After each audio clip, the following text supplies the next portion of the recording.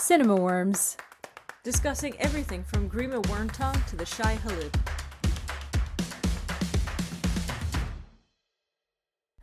I'm Sabib. And I'm Linz. And this is Cinema Worms Podcast. Celine Song's husband, Justin Kuriskitz, wrote the screenplay for Challengers and Queer.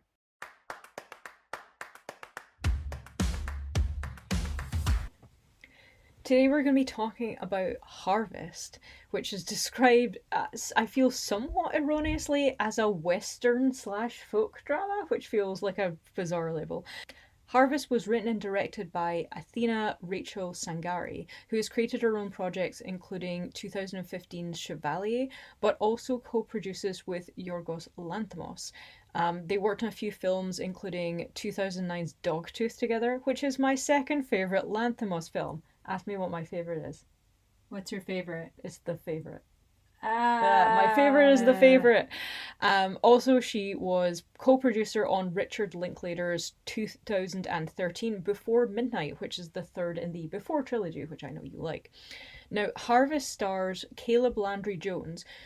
He's probably best known for his performance as Banshee in the X-Men films, but he should be known for his performance in the magnificent 2017 film 3 Billboards Outside Ebbing, Missouri, or even 2021's horrific mass shooting film Nitram, where he creeped the hell out of you, I recall. Yeah. Jones plays Walter Thirsk, a man who has lived in this Scottish village for some years, although he's still considered a bit of an outsider. It's not actually clear where the village is supposed to be or exactly what time period we're in. It seems vaguely pre-industrial, but it has some glaring anachronisms with respect to clothing and language. Anywho. Local authority figure Mayor Kent is played with Wide-Eyed Yearning by Harry Melling, best known for his childhood portrayal of Dudley Dursley, but who has been picking some pretty great projects in later life, including 2020 chess-obsessed show Queen's Gambit. Wait, did you not realise it was Dudley Dursley? I thought he played Neville, and I'm like, those are different actors. I mean, that bro is fit now.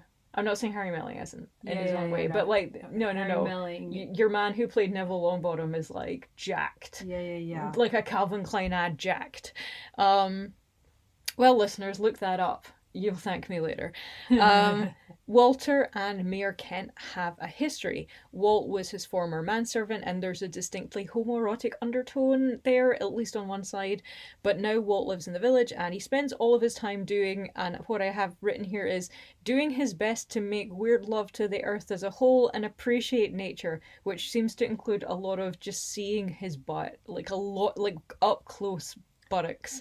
Well, primarily in those opening scenes of the film, his butt disappears later.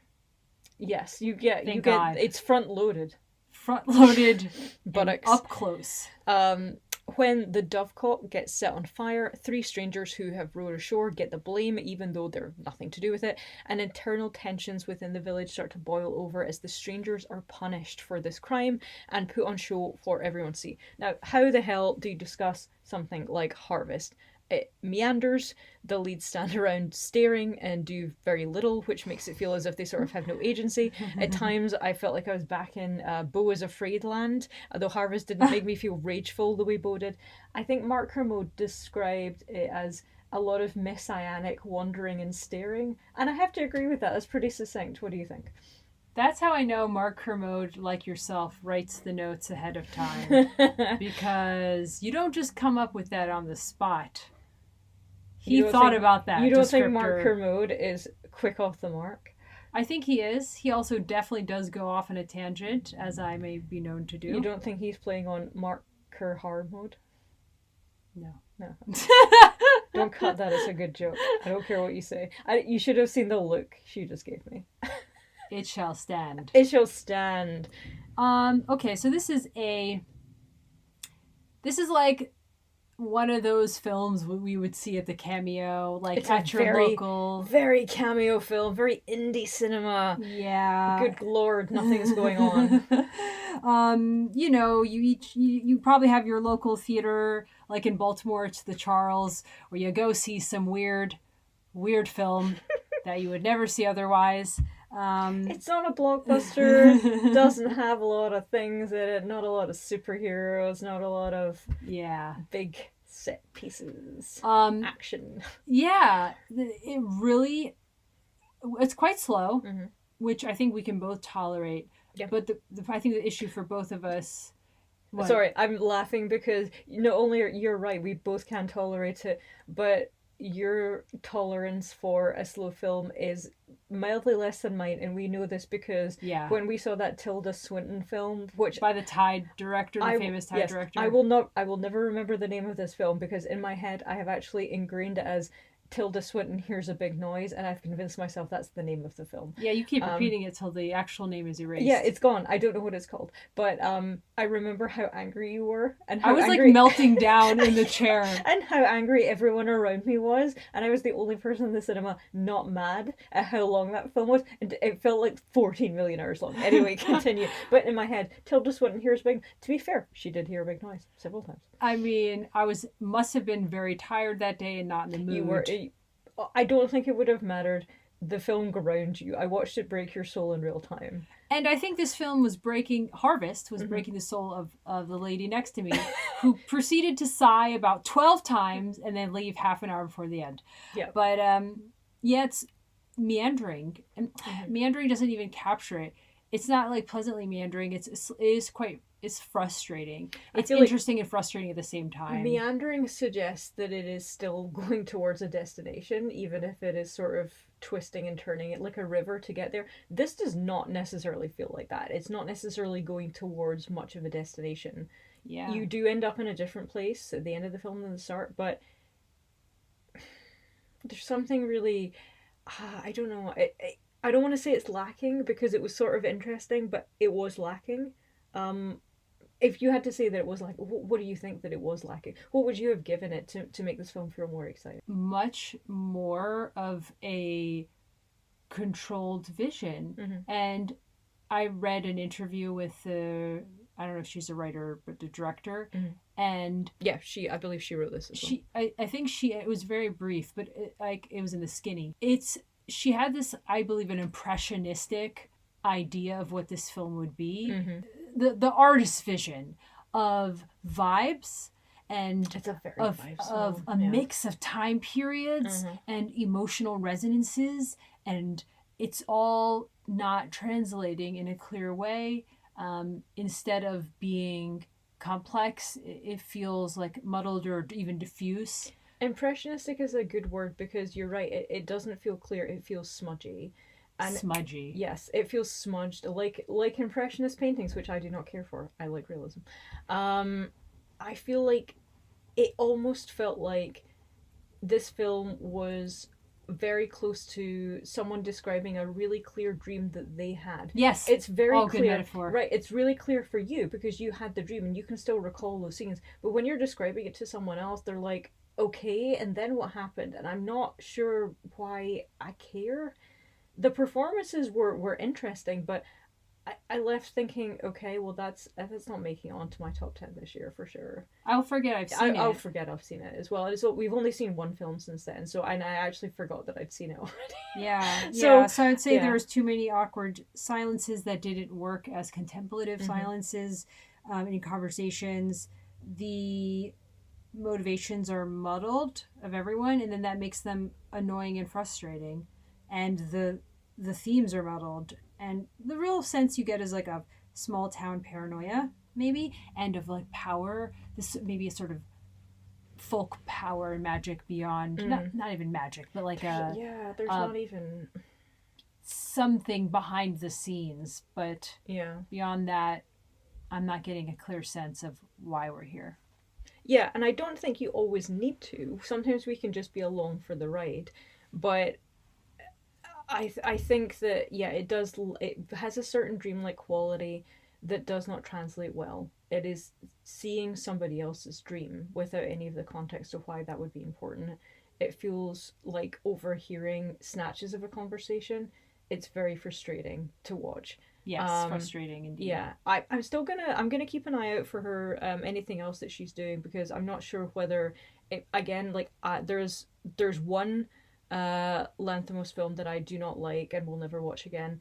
But everything else I've really loved, and it's kind of making me go, well, maybe she's one of those directors for me where I'm like, oh, I did not like this one film, but I like everything else.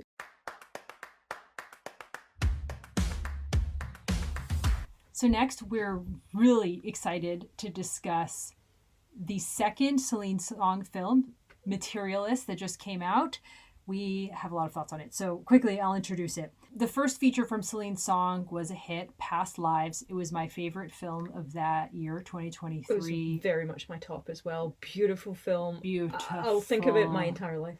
Haunting. Mm-hmm. I need to rewatch it. I haven't seen it since, yet it remains vivid and in my mind.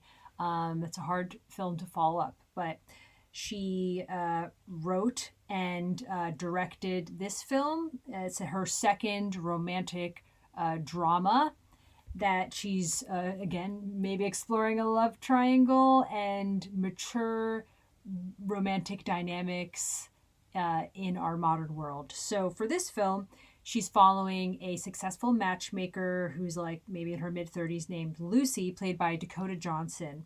And she lives in New York and works at this matchmaking service called Adored. She's successful. She's like quick-witted and smooth and just really successful at her job, getting clients, matching people up and convincing them of the magic of her service. But she's starting to get kind of frustrated with her clients. They come in and demand all kinds of stipulations and superficial things from the people they want. It seems like the modern dating world is really superficial and commodifying. And she's a voluntary bachelorette who jokes that she only wants to get married if it's someone extremely rich. Then she's at a wedding of one of her successful clients and meets on that night the rich, charming, charismatic Harry, played beautifully by Pedro Pascal. When does he not? I know, it's played so well. And they hit it off. He's kind of like arrives as they call him like a unicorn. He's tall, handsome, rich. You just don't find this kind of guy in New York, and single.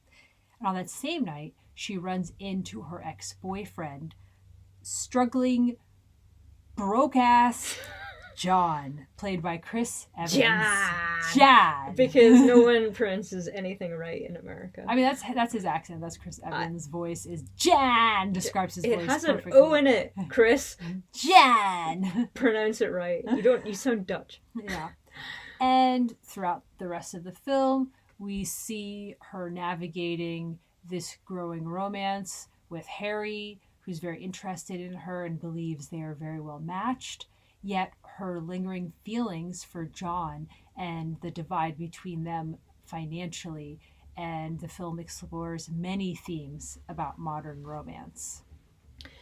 Oh Lord, let me get into it. All right, first, I gotta address the elephant in the room here.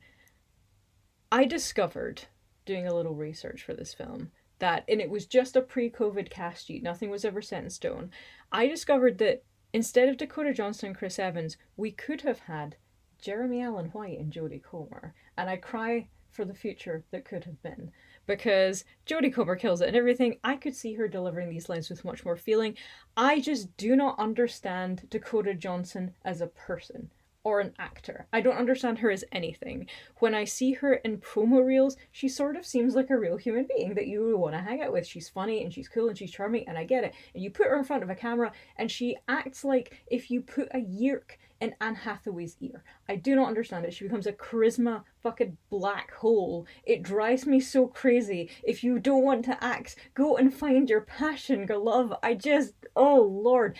Anywho, so this is a huge issue for me, because I still have not seen her. I've seen her in multiple films now. I have not seen her in a film that I liked her in at all. And I am really struggling. At this point, I'm like, you're putting me off. I don't know what it is. It's just not working for me. That in mind, I'm a fan of Celine Song's work. As we talked about, we love Past Lives. I have to ask, are straight people okay? I feel like they're not okay. It definitely seems like they're not okay. So we start with this idea you've talked about, that people can be well matched on paper and yet not mesh well in real life. Everyone seems wildly entitled to consider their dream mate, quote unquote, what I deserve. I would argue, in fact, no one deserves anything, no matter how amazing you are. You don't get a human being of a particular value handed to you as a reward for achieving your own checkboxes, but people seem to think that's how it all works. Straight people, please, I beg you to have different opinions. It's not news to us exactly, this transactional nature of modern life being what it is, but I struggled to understand where the real love part came in, and it kind of felt more to me like a film that wanted to be a play, with characters monologuing supposedly wittily about their takes on this commodification of romance. So yeah, I thought you liked it more coming out of the film. No. I mean, Interesting. it's not, I didn't dislike it. It was never going to be Past Lives, and I braced myself for that. But I really, as I said, like, I'm playing some of that up for laughs, but I do find Dakota Johnson so off-putting. And can I imagine any other actress delivering those lines? There is something that she just never seems to have chemistry with anybody. I didn't buy her with either of the leads, and it was, that's the whole point of the film. You've got to kind of buy that she has chemistry with both people to a certain extent. Otherwise, what's the point of this? And are we really, like, are we really just going to push the true love conquers everything, or like it's bad to want some things, or this idea of like passion? Harry has no passion for Lucy, even though he likes that she checks all these boxes. John has passion for Lucy, or so he says, but not for anything else. He's 37, he's living with roommates, he's still pursuing an acting career, which I can respect, but I don't respect that he admits he's barely even chasing that dream. He has like one play that he's doing, and he's not doing anything else. And I'm like, you only have passion in your life for her. That's kind of a problem. He needs therapy. Everyone in this film needs therapy, like really intense therapy, to get to like, why are you like this? What's wrong with you? Why are you not feeling anything about yourself or other people? So is that a criticism though, or are you saying Celine Song doesn't want to explore that? I mean, or she thinks. Does she think these characters need to go to therapy? Do you think it's purposeful that No, some of these things? I think it's a choice that she made, to focus on the transactional nature of modern straight relationships. I suppose you could argue modern queer relationships as well to a certain extent, but it feels quite a shallow take. It sort of felt like she had to do a crowd pleaser. This was billed as a rom-com, not a romantic drama. It was not that funny, and it lacked chemistry. So I'm like, I know that you made it to be a crowd pleaser, to get some bigger gigs. Like, that's cool. I mean, she's going to go on and do amazing things. She's a great filmmaker, but this was just a swing and a miss for me. It just, I didn't buy any of it, and I know this already. It didn't tell me anything I didn't already know, and it was a bit over the top with it. Like, you're not, it's not as smart as it thinks it is. Yeah, I mean, I don't have it out for Dakota Johnson like that. She disappoints me as a person. You've been like this. Lindsay's been like this for years. She has a vendetta against Dakota Johnson. I hope you hear this, Dakota. Well, you know what? That's because my vendetta against Jude Law has died, because he's hardly in anything anymore. Someone had to take up the mantle. She doesn't even act like she wants to be there. Why is she doing this? She doesn't need to act. She could do anything she wanted. She seems so sad in front of a camera. There's just something not okay with her. Is someone making her do this? So I would say this would probably be the most interesting thing I've seen her in, and I think she actually fits the role really well for this particular kind of person who is, she can be charming and smooth, but she's buried maybe a lot of her emotional vulnerability. So I think that is definitely one of the more interesting roles I've seen her in. Mm-hmm. So I think it worked, and it would be interesting to see those other actors, because they're like all younger, those two you're talking about. But well, consider for a moment the depth of expression that Jodie Comer can convey without ever opening her mouth. I don't think that Dakota Johnson can act on that level, and maybe you needed that level to get to the layers that Celine Song had written into the script. I just felt like we weren't getting to those layers.